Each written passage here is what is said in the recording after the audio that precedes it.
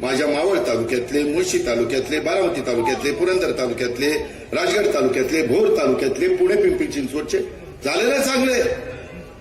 5-10 वर्ष रस्त्याला काय होणार नाही असे टार रोड झाले, एकदम चकाचक.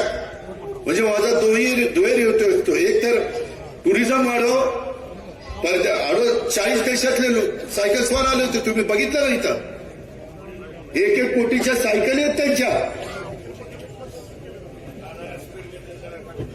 कमरे तिच्या आले असे म्हणजे रस्ते टार करायचे पडत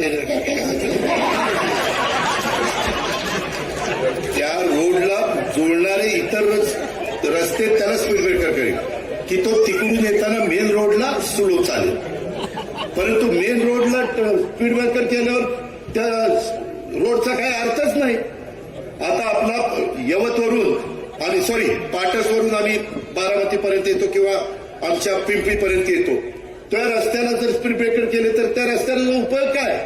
त्या रस्त्याला जे रस्ते जोडले जात आहेत ते हळूच तिथं जोडताना ते स्पीड ब्रेकर होऊन त्याला जोडले जातील, अशी व्यवस्था करायची असते.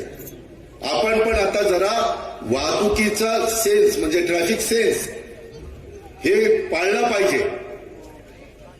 त्याच्यामध्ये गट तर बाजूला ठेवा, कुठेही रुसवे फुगवे बाजूला ठेवा, आणि काही काहींना लांब पुढचं बोलायचं आणलं की नाही तिकीट